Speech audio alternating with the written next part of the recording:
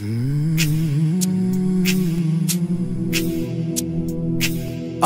बच्चों सुनो कहानी में खुश आमदीद। हम लाए हैं आपके लिए रंग बिरंगी नई पुरानी खट्टी मीठी कहानियाँ। आज की कहानी का नाम है नन्हा चिड़ा और इसे लिखा है गुलाम अब्बास ने। एक दफ़ा का जिक्र है, एक था, झट कह दोगे बादशाह? जी नहीं, ये कहानी बादशाह की नहीं है, चिड़े की है। एक था चिड़ा, था तो नन्हा सा और बहुत शरीर था।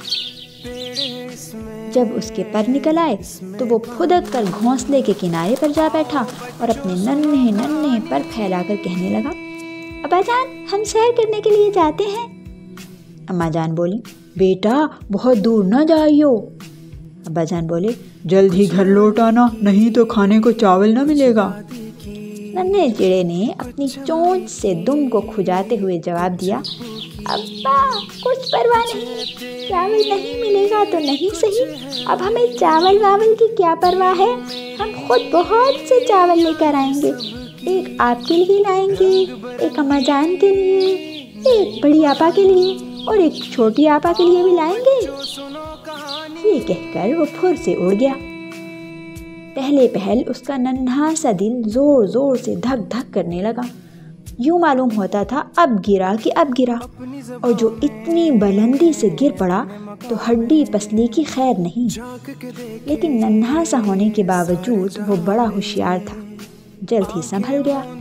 फिर तो इसका हौसला और भी बढ़ गया और वो हवा में ऊंचा ही ऊंचा उड़ने लगा, ऊंचे ऊंचे मकानों और दरख्तों से भी ऊंचा। अपने दिल से कहने लगा, वाह जी वाह, ये तो बड़े मजे की सैर है, अब तो बस हम यूं ही उड़ा करेंगे। लेकिन थोड़ी ही देर में नन्हा चिड़ा थक गया और डोलने लगा। इससे पहले कि वो जमीन पर गिर पड़ता, उसे दूर से वो मोर नजर आया जो स्कूल की चोटी पर लगा हुआ था और जिससे हवा का रुख मालूम करते हैं। नन्हा चिड़ा जूं तूं करके उसके पास पहुंचा और जरा सस्ताने के लिए उसकी दुम पर जा बैठा और अपनी दुम को खुजाने लगा।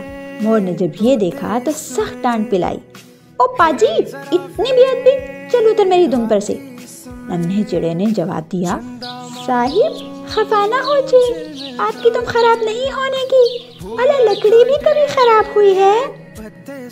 मोर ने सख्त गुस्से से लाल पीले होकर कहा, क्या कहा?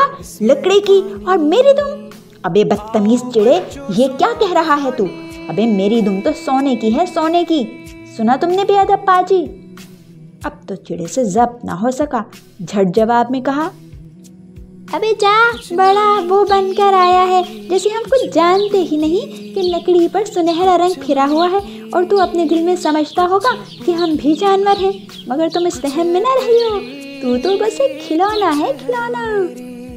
ये कहकर हंसी के मारे नन्हे से चिड़े के पेट में बल पड़ गए और वो उछलने लगा।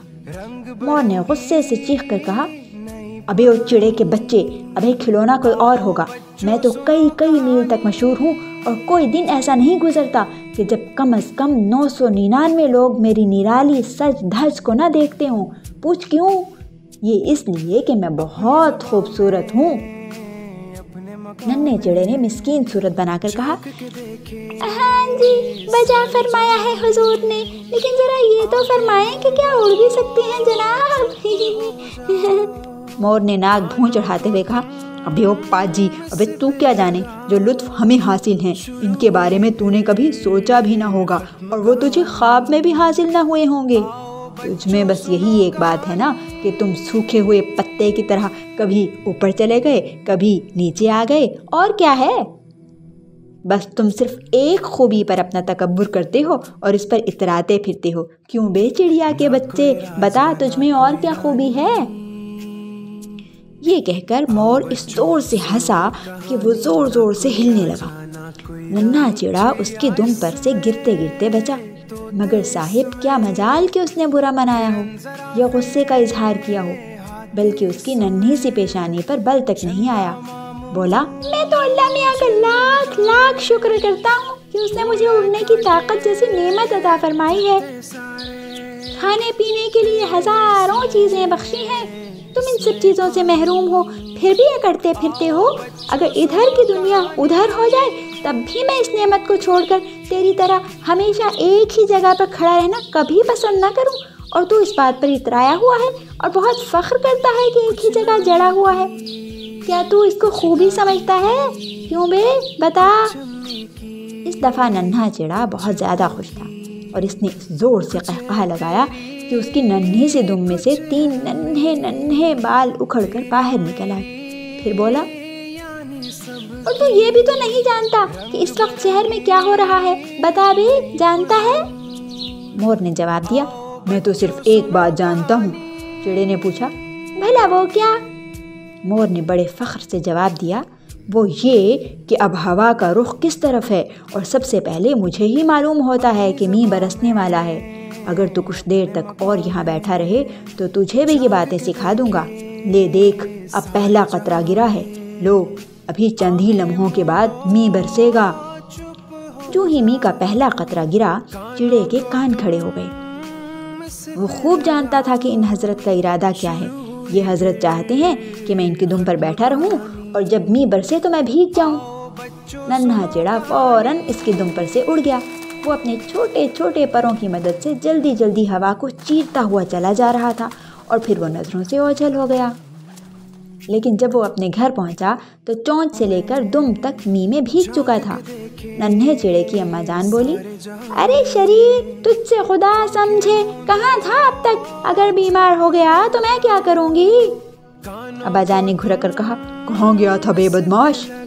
इसकी बड़ी और छोटी आपा बोली, लाओ भैया हमारे चावल। उई, तुम तो बर्फ की तरह ठंडे हो रहे हो।